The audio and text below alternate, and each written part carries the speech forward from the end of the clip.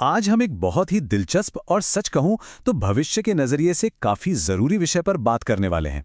आज हम ग्रेड 6 के एक ऐसे हॉलिडे होमवर्क असाइनमेंट को डिकोड करेंगे जो कोई आम स्कूली काम बिल्कुल नहीं है, बल्कि ये छात्रों को सीधे एक पर्यावरण जासूस या कहें एनवायरनमेंट डिटेक्टिव बनाने का एक पूरा मिशन है।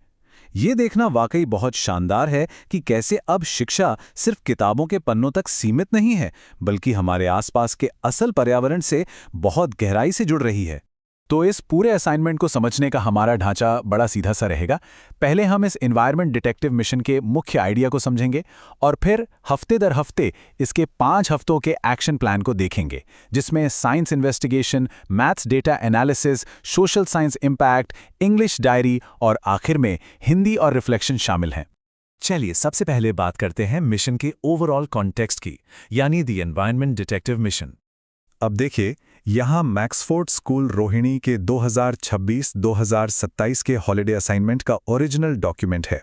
इसका विषय या थीम है हमारा बदलता पर्यावरण, अवलोकन से कार्यवाही तक, यानी ऑब्जर्वेशन टू एक्शन।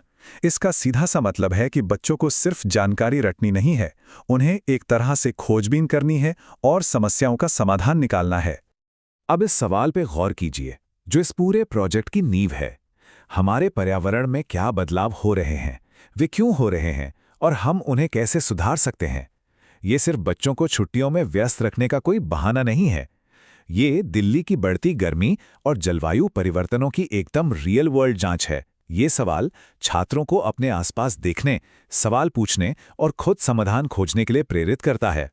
और मजे की बात यह है कि ये सब सिर्फ हवाई बातें नहीं हैं। ये प्रोजेक्ट सीधे तौर पर संयुक्त राष्ट्र के सतत विकास लक्ष्यों यानी SDGs से जुड़ा है, खासकर climate action, life on land और क्लीन वाटर से। इससे A4 साइज शीट पर बहुत ही साफ सुथरे ढंग से करना है, अपना डेटा खुद जमा करना है और सबसे अहम बात, इसमें बच्चों को अपनी ओरिजिनल थिंकिंग यानी अपनी खुद की मौलिक सोच दिखानी है। और इसे एक बेहतरीन क्रोनोलॉजिकल रोड मैप में बांटा गया है।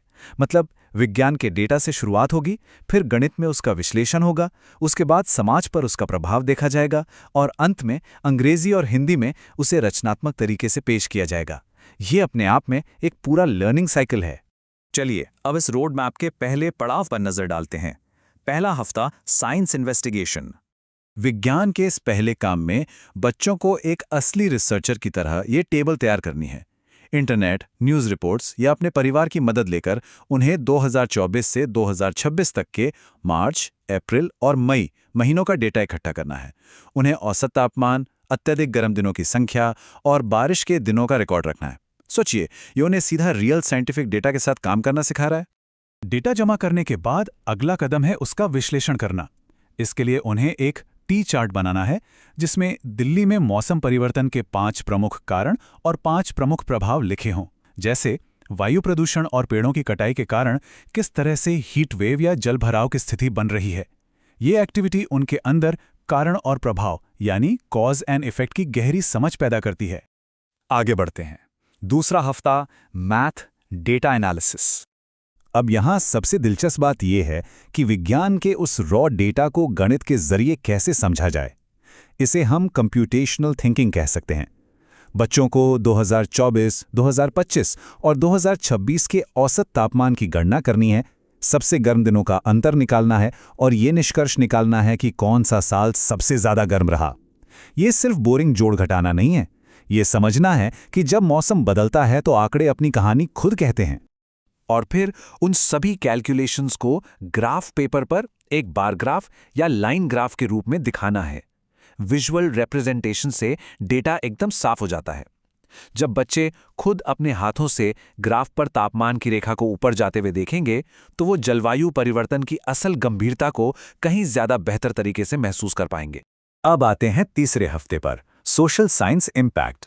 यहाँ फोकस नंबरों से हटकर इंसानों और हमारी प्रकृति पर आ जाता है। काम करने का तरीका बड़ा ही साफ है। ऑब्जर्व करें, समझें और सॉल्व करें।